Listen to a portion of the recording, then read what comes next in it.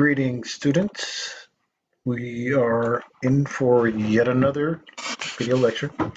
Just wanted to connect with you today to talk about a pretty important aspect to the work that we do here in social work, and that is poverty in America. And so, what you'll notice and what you'll see probably comes as no surprise and is known to most of you, but this is a huge issue. There are many causes of poverty. There are many things that happen in this country that continue to extenuate that. And it is unfortunate because it takes a great toll in terms of human capital, in terms of people not ever getting to the place where they could reach their full potential. So let's take a look at poverty in America.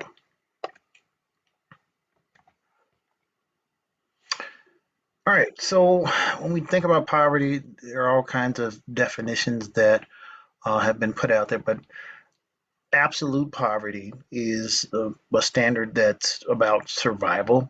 It's about the sustenance of physical survival, proper clothing, adequate shelter. So when you're thinking about absolute poverty, if we encounter individuals or have clients who are homeless and virtually everything that they own is in the bags that they are carrying with them and they're sleeping outside, that's a sign of pretty much absolute poverty in terms of just not being able to find um, decent shelter, a place for your belongings. Relative poverty refers to the deprivation that is relative to the standard of living enjoyed by other members of society. So it's really a comparison piece, and we start talking about poverty levels and what constitutes poverty, and we'll talk about that a little bit more in some slides that are shown a little bit later. And then there is this notion of a culture of poverty, and it's this theory that poverty traits are transmitted intergenerationally in a self-perpetuating cycle. Um, for me personally, as an instructor, I'm not real sure and take some issues with this particular notion. I don't think that it's always a matter of being transmitted intergenerationally, but there are some other factors that hamper, or should I say, enhance that particular concept based on whether people are in marginalized groups or not. So anyway, jury's still out on that one. And then also thinking about this progressive ideology. And so, we have these political mindsets of liberal conservatism and progressiveness. And they're looking at the terms of status, resource allocation, and division of labor. Every society must develop resources the same and maintain itself. And then also looking at this division of labor assigned to individuals, groups with tasks, developing, producing, distributing societal resources. Then the elites also assign status to groups and individuals. So this is this ideology really that looks at what people do, in terms of their earnings, where they're at, and it to some degree puts a value in terms of what's important in terms of people's jobs. So, here this last bullet talks about multimillionaire athletes versus school teachers versus Wall Street stockbrokers, and carpenters, and lawyers, and sanitation workers, actors in Hollywood, the whole 9 yards versus the unemployed. So when you start to think about all of these particular professions and the pay that they have that's attached to them, the status that goes along with that, whether it's elite or whether it's average, this is an ideology that people who are in positions of power are wrestling with all the time in terms of how do we get to a place where this becomes an equal and just system for all of us. It also looks at status roles, also looking at this level of compensation and actually privileges that those of us who are rich in this particular country or have great means tend to have greater flexibility in terms of how they exercise those particular resources, as opposed to those of us who are in the lower status and do not have the income or the resources. And you can look at things like, criminal prosecution, who is charged, who goes to jail, who can afford a lawyer, who has to have a public defender, and it just plays itself out through the system. Um, it also believes that the abolition of poverty can't occur without fundamental alteration of the economic and social fabric of our society. I agree with that 100%. The way that things are arranged now, um, it just will not work. You know, it's an easy fix in a lot of respects in terms of the redistribution of wealth to make sure that everyone has what they need to live adequately. But I think there's a mindset about how that actually happens. Um, and it's just controversial. So let's look at the numbers. The official poverty rate, that's 14.8% or 47 million people. I would wonder whether, since we are in the middle of a pandemic here, whether that number has actually increased. And I'm betting that it probably has, just due to people's inability to get to work due to vaccine or restrictions at work or shutdowns that may have happened across entire industries for prolonged periods of time. When we start to look at poverty rates by race, you can see that it affects 10% of whites, 24% Hispanics, 26% African American, 12% Asian. The ages within which this poverty exists from 18 to 64 is about 13.5%, and 10% for children under 18 at about 21%. Single female households with children under 18 are a whopping 46.5%, compared to the 10.6 for children who are married in couples. So this whole notion of single parenting, especially single female headed households, are more likely than pretty much anyone to be in poverty. And that's something that we need to really address as a society. 13% of males, 16% of females, 29% are disabled as compared to 7% of the working full time. So as you can see, there's a lot of folks who are living in poverty at this particular point, and they find their ways in, unfortunately, to our social service systems in need of assistance. So the poverty line is how the federal government actually estimates and determine how many Americans are living in poverty each year. So the levels are set and they change from time to time, but in 2019, the poverty level for a family of three, so that's a mom and two kids or dad and two kids, uh, is earning $20,000 per year or living in poverty.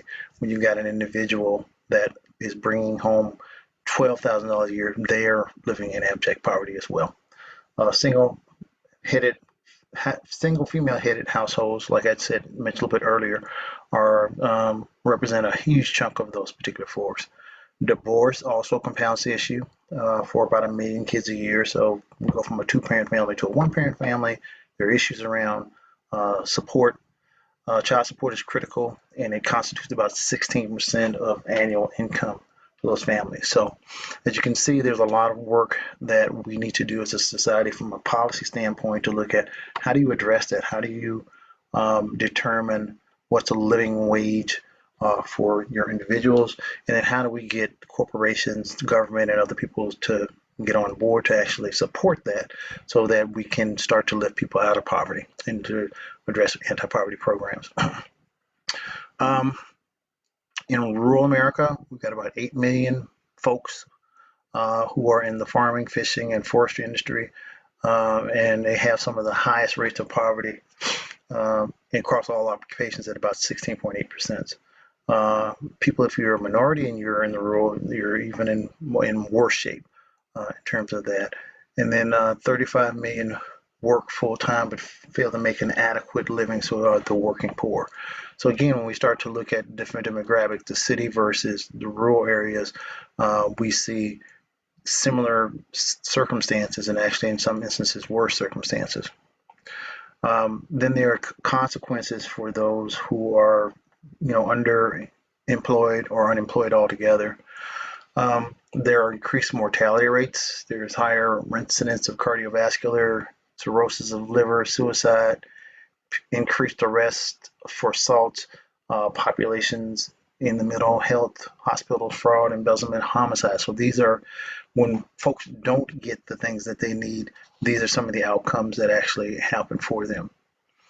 We think about the minimum wage, um, and there's ongoing debate about this particular piece, and there has been some progress that has been made in various states and in some cities where, for example, in Minnesota, there are some cities that have raised the minimum wage, depending on the size of the employer, to $15 an hour, which is a livable wage, where Congress still is set with the Fair Minimum Wage Act of 2007.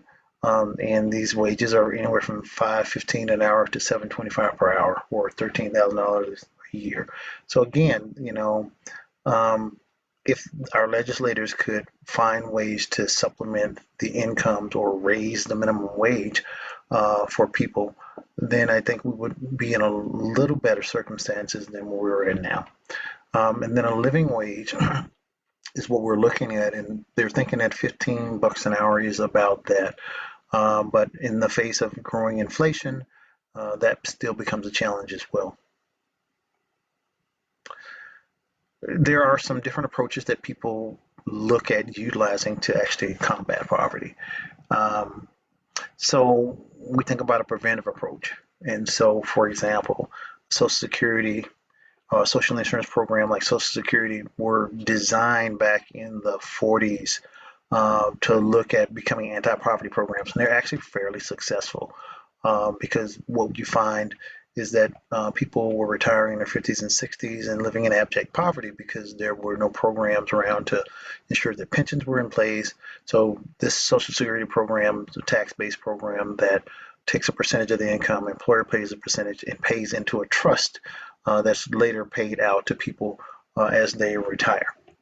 Um, Also, alleviating approach to poverty access public assistance program, public housing, um, access to adequate food. Those are things that we're also looking at in terms of trying to work through some of those issues as it relates to combating poverty. Um, and then actually looking at improving employment circumstances so people can just move to the middle class um, is what we're also looking at as well too.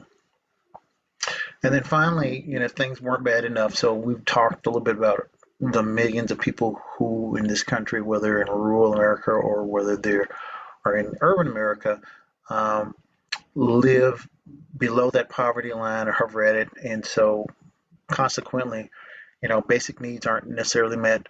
Health standards aren't kept because if I can't afford to pay for medical insurance or don't have that option, then, you know, things are just not good. And then think about what kids need as they're growing up and going to school and trying to survive in these particular atmospheres as well. And it just becomes a really difficult piece. And so it's really policy related and really needs to change. Now, as if matters weren't bad enough, the fringe economy comes into place. And we've all kind of seen them, especially those of us who live in the city. Writing down some of the main fairways, you can see a number of different unbanks. You see these payday loans. You see these prepaid telecommunication services. You've got these check cashing outlets. Um, you've got non-prime car loans, buy here, pay here. And premiums for people with, automobiles, if you're fortunate enough to have them, are higher based on the zip codes that you live in. So you've got a whole nother system or an economy that is existing that literally is there to serve or slash, should I say, prey on those who are the least fortunate. The unbanks have an incredible percentage that they charge to cash checks. Um, Buying these debit cards or the prepaid cellular service or the non-prime loans for cars. So your credit rating is at 400, so you can't get finance at a regular dealer. You go to a subprime dealer who has typically cars that are older, not as in good shape, higher mileage, and you can pay as much as 18, 19% interest on those particular cars. So again, same with cell phones, the whole nine yards. Based on where you live or what zip code you present, will mean that you'll either pay a higher premium or a lower premium. Um, I live in a suburb outside of St. Paul. My son lives in St. Paul, so it's probably, I don't know, 8, 9, 10 miles away.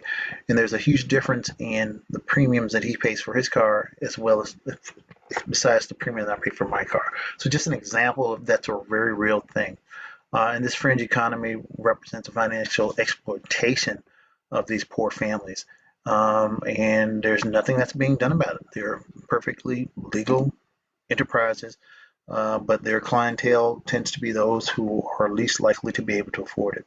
So hopefully that gives you a little bit of an insight in terms of poverty and the impact that it can have on families, on communities, on our entire society.